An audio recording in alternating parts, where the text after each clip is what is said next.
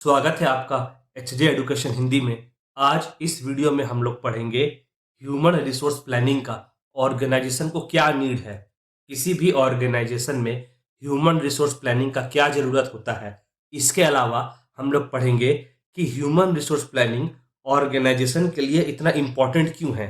तो चलिए सबसे पहले हम लोग ह्यूमन रिसोर्स प्लानिंग के नीड से शुरू करते हैं। ह्यूमन रिसोर्स प्लानिंग के अलग अलग कंसेप्ट को समझने के बाद हमारे मन में यह प्रश्न जरूर उठ सकता है कि ह्यूमन रिसोर्स प्लानिंग की ऑर्गेनाइजेशन को क्या आवश्यकता है।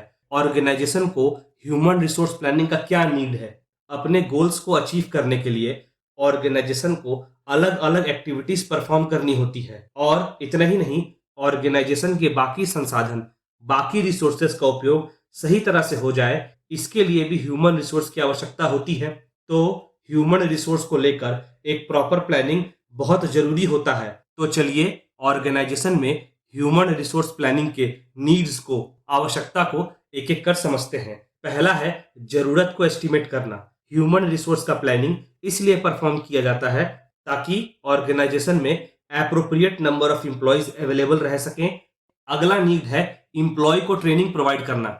बदलते सिचुएशन के साथ तालमेल बैठाने के लिए एम्प्लॉयज को उचित ट्रेनिंग देना बहुत जरूरी हो जाता है, क्योंकि ट्रेनिंग की वजह से एम्प्लॉयज का क्षमता तो बढ़ता ही है, साथ ही साथ नए काम करने के तौर तरीके भी एम्प्लॉयज समझ पाता है। पर एम्प्लॉयज को ट्रेनिंग देने से पहले इससे रिलेटेड प्लानिंग करना बहुत जरूरी होता है, क्योंकि जब प्लानिंग किया जाता है तो एम्प्लॉयज का स्किल और क्षमता को भी ध्यान में रखा जाता है। तो एम्प्लॉयज के स्किल और क्षमता को ध्यान में रखकर उन्हें ट्रेनिंग प्रोवाइड करना आसान हो जाता है। दूसरे शब्दों में, एम्प्लॉयज के स्किल और क्षमता को ध्यान में रखकर एम्प्लॉयज को ट्रेनिंग प्रोवाइड किया जा सकता है। अगला नीड है ह्यूमन रिसोर्स को सही तरह से यूटिलाइज करना। ऑर्गेनाइजेशन के पास जितने भी रिसोर्सेज होते हैं, जितने भी संसाधन होते हैं, उसमें से ह्यूमन रिसोर्स, मानव संसाधन सबसे इंपॉर्टेंट होता है, सबसे महत्वपूर्ण होता है। अब ऑर्गेनाइजेशन अपने ह्यूमन रिसोर्स को, अपने एम्प्लॉयज को किस तरह से यूटिलाइज करेगा, इसके लिए ह्यूमन रिसोर्स से जुड़े प्लानिंग करना बहुत जरूरी होता है, क्योंकि प्लानिंग करते समय ही यह तय कर लिया जाता है कि एम्प्लॉयज का ड्यूटी और रिस्पॉन्सिबिलिटी क्या होगा, और इतना ही नहीं, एम्प्लॉयज को किस तरह यूटिलाइज किया जाएगा यह भी पहले से तय कर लिया जाता है। चलिए अगले नीड को देखते हैं, जो कि है बिजनेस को एक्सपैंड करना। जब बिजनेस अपने एक्टिविटीज को एक्सपैंड करता है, अपने काम को एक्सपैंड करता है, उसे बहुत सारे नए काम करने पड़ते हैं, नई जिम्मेवारियां उठानी पड़ती हैं, नए पुराने एम्प्लॉयज को मैनेज करना होता है। यहाँ पर ह्यूमन रिसोर्स प्लानिंग काम में आता है। ह्यूमन रिसोर्स प्लानिंग की सहायता से ऐसे सिचुएशंस को हैंडल किया जा सकता है और नए एक्टिविटीज को भी आसानी से हैंडल किया जा सकता है। अगला नीड है इंफॉर्मेशन प्रोवाइड करना। ऑर्गेनाइजेशन में अलग अलग सिचुएशंस को हैंडल करने के लिए एक स्किल्ड, ट्रेंड, नॉलेजेबल और एक्सपीरियंस्ड मैनेजर की आवश्यकता होती है। मैनेजर अपना काम अच्छी तरह से पूरा तभी कर सकता है जब उसके पास काम से जुड़े, वर्क से जुड़े पूरी इंफॉर्मेशन अवेलेबल हो।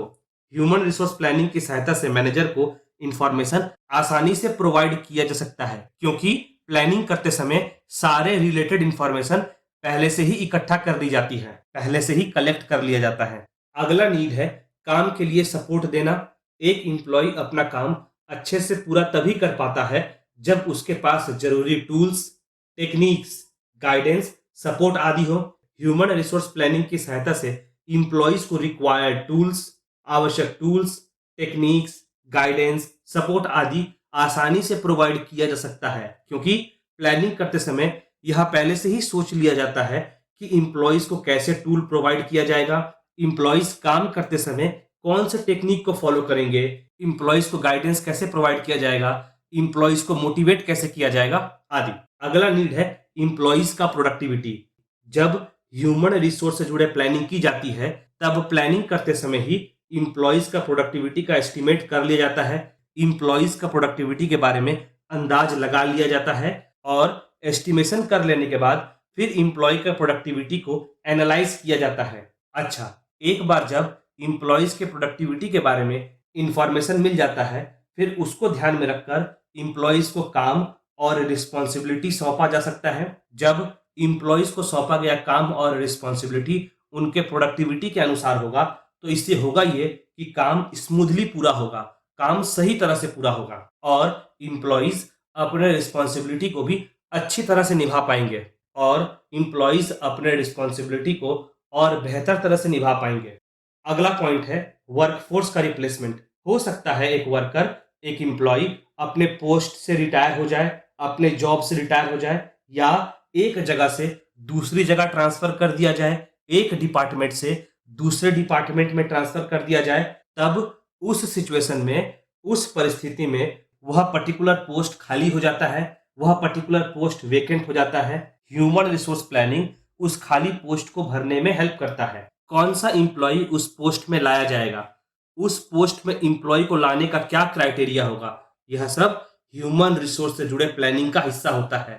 अगला नीड है ह्यूमन रिसोर्स का कॉस्ट। इंप्लॉइज को लाने में खर्च, उसे ट्रेनिंग देने का खर्च के बारे में जब प्लानिंग की जाती है तो ऑटोमेटिकली ह्यूमन रिसोर्स के कॉस्ट के बारे में भी आइडिया हो जाता है। अगला नीड है भविष्य के लिए तैयार।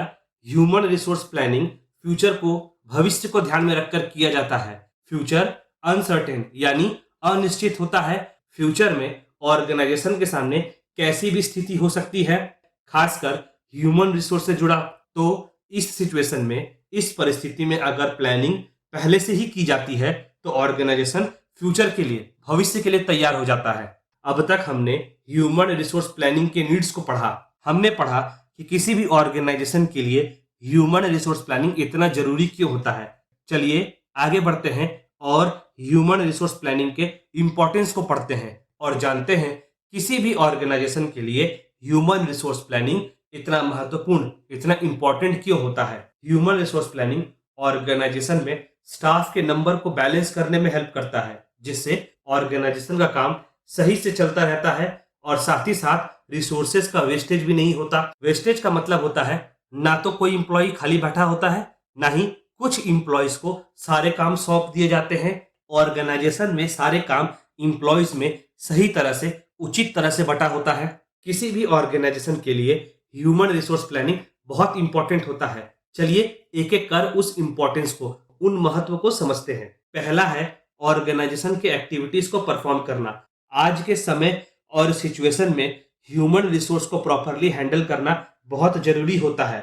जैसा कि हम लोगों ने पढ़ा कि अपने गोल्स, अपने लक्ष्य को अचीव करने के लिए ऑर्गेनाइजेशन को बहुत सारे एक्टिविटीज परफॉर्म करने होते हैं और ऑर्गेनाइजेशन में वे सारे एक्टिविटीज इंप्लॉयज ही परफॉर्म करते हैं। जब एक्टिविटीज को इंप्लॉयज परफॉर्म करते हैं, काम तो पूरा होता ही है और साथ ही साथ ऑर्गेनाइजेशन अपने गोल्स तक, अपने लक्ष्य तक भी आसानी से पहुंच पाता है। अगला महत्व है बाकी कार्यों का आधार। ह्यूमन रिसोर्स मैनेजमेंट के सारे फंक्शंस का, सारे काम का आधार, बेस होता है human resource planning. Human resource management के अलग अलग फंक्शंस को परफॉर्म करने के लिए इंफॉर्मेशन की आवश्यकता होती है। इंफॉर्मेशन जरूरी होता है। ह्यूमन रिसोर्स प्लानिंग के वजह से इंफॉर्मेशन आसानी से मिल जाती है और इस इंफॉर्मेशन का यूज रिक्रूटमेंट करते समय, इंप्लॉइज का सिलेक्शन करते समय, इंप्लॉइज को ट्रेनिंग प्रोवाइड करते समय, इंप्लॉइज का डेवलपमेंट करते समय, इंप्लॉइज को प्रमोट करते समय काम में लिया जाता है। अगला महत्व है बदलाव के हिसाब से एडजस्ट करना। बदलते टेक्नोलॉजी की वजह से, नए गवर्नमेंट पॉलिसी की वजह से, सिस्टम में चेंज की वजह से काम करने के तरीके में चेंज देखने को मिलता है। तो उसी चेंज, उसी बदलाव को ध्यान में रखकर इंप्लॉइज को सिलेक्ट करना होता है। ऐसे इंप्लॉइज को सिलेक्ट किया जाता है जिसके पास रेलेवेंट स्किल, एक्सपीरियंस और नॉलेज तो हो ही, साथ ही काम करने के नए तौर तरीके भी उस इंप्लॉई को पता हो। अगला महत्व है एक्सपेंशन और डाइवर्सिफिकेशन में हेल्प करना। जब ऑर्गेनाइजेशन अपने एक्टिविटीज को एक्सपेंड करता है, अपने काम को डाइवर्सिफाई करता है, तब बहुत सारे नए काम, नए एक्टिविटीज को परफॉर्म करना होता है। अब तरह तरह के काम करने के लिए इंप्लॉइज की आवश्यकता होती है।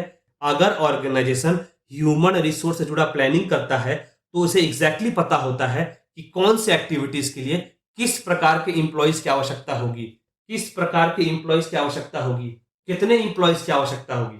अगला महत्व है गवर्नमेंट के गाइडलाइंस को मानना। ऑर्गेनाइजेशन में इंप्लॉइज को रिक्रूट करने के लिए गवर्नमेंट के गाइडलाइंस को मानना होता है। जब इससे रिलेटेड प्लानिंग किया जाएगा तो इन सब गाइडलाइंस को पहले से ही कंसीडर कर लिया जाता है, पहले से ही ध्यान में रखा जाता है, ताकि समय आने पर इन्हें फॉलो किया जा सके। अगला महत्व है बेटर परफॉर्म करना। जब कोई भी काम किसी प्लान को फॉलो करके चलता है तो उसके सक्सेसफुल होने के चांसेस बढ़ जाते हैं।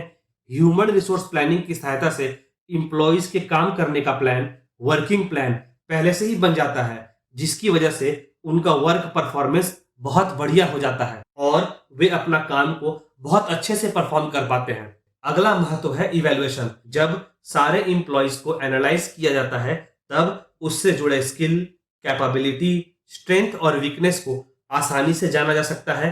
अब इंप्लॉइज के स्ट्रेंथ के अनुसार उन्हें काम सौंपा जा सकता है, उन्हें जिम्मेवारियां सौंपी जा सकती है और उनके वीकनेस को ट्रेनिंग की सहायता से दूर किया जा सकता है। अगला महत्व है प्रोडक्टिविटी को बढ़ाना।